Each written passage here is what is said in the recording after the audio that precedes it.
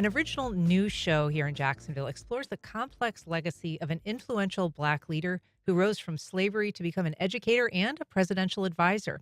I'm joined now by Reuben Darryl Hall. He is the executive director and star of Stage Aurora Theater, well, executive director of Stage Aurora Theater Company, and also star of this new production. Welcome, Reuben. Yes, thank you. I'm so glad to be here. I'm so glad to have you. So, tell us a little bit about this enterprise, kind of why you decided to focus on Booker T. Washington. The whole thing came about. Okay, what's going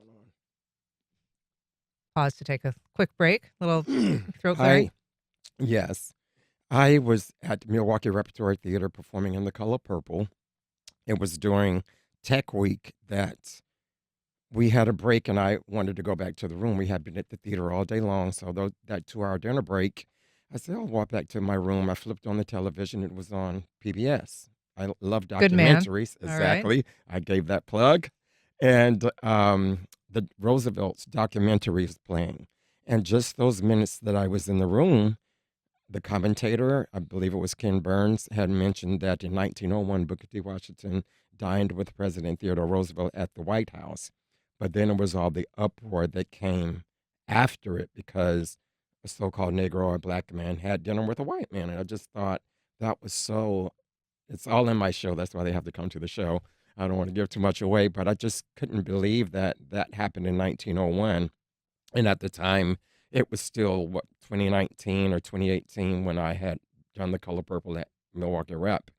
And when I heard it, I just knew automatically it was like a seed had been planted in me that I needed to bring this work to the stage. And the first interpretation of it was actually called The Dinner, and it was a cast of 6 actors. Uh-huh. And I submitted it to the 2019 National Black Theater Festival in Winston-Salem, North Carolina. They suggested, they asked me would I consider turning it into a one-man show. Wow. And I had already done a few other shows. They had one male character, Crowns is one, and I played all the men, and I loved it. So I was able to, I knew that it would be easy. I knew that it wouldn't be a challenge for me. I knew that I could create all of these individual Well, I characters. mean, you're talking about a show which at that time had 6 characters. The show now has 16 Yeah, characters? but that was actually 6 actors that played all the other characters. Okay.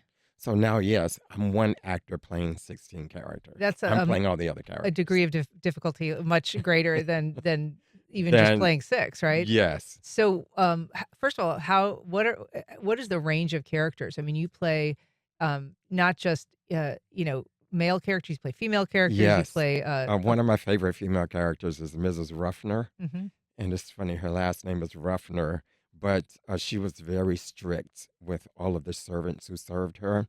So Booker T didn't care because he did not like working in the coal mine. So he asked his mother, would she apply for that vacant position? And she hired Booker T for $5 a month. And because she was so strict in the cleaning of her home, he later used those cleaning skills to be accepted into Hampton. He didn't have any money, so Hampton, the head teacher, decided to make him the janitor so that he could get through his education at Hampton Institute.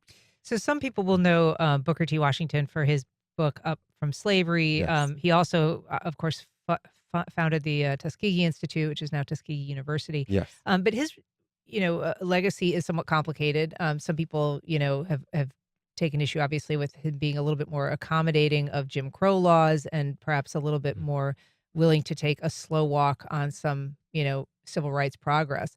Is that also part of the story that you tell? It is part of the story. I did base it on his autobiography, Up from Slavery. He didn't really speak much on W.E.B. Du Bois or Madam C.J. Walker. However, I presented this show at seven other theaters across the country, and I usually will do a post-show talk back, and someone in the audience would always ask, "Oh, why don't you talk about W.E.B. Du Bois and Madam C.J. Walker?"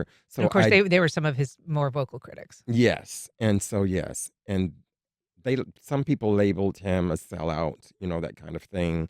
And I have incorporated into the show now. I don't dwell on it because this show is very inspiring and very uplifting.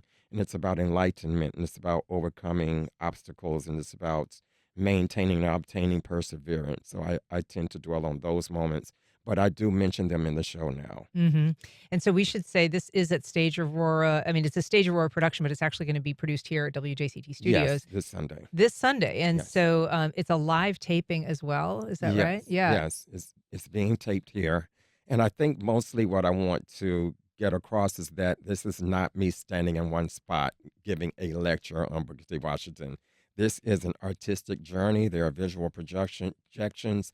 I'm singing, I'm dancing, I'm playing all these different voices to portray these characters. Like you said, there are female characters. I played Booker T at the age of 9 years old, all the way up till, his marriage to three different women, some farmers, different senators. Like, it's a lot. It's a It's a lot. lot. But I love it because it keeps me on my toes, and it's just me, so I can't blame anything going That's wrong great. on anything and anyone else, any Yeah. other actor. Well, Darryl Reuben Hall, it is a pleasure to have you here. Thank you. Break a Leg this Yes, Sunday, July 27th. It's at 3 o'clock, and you can get more information at stageaurora.com. yes, yes. All right. Or .org. Excuse me, Yes. stageaurora.org. Yep. All right. Yes.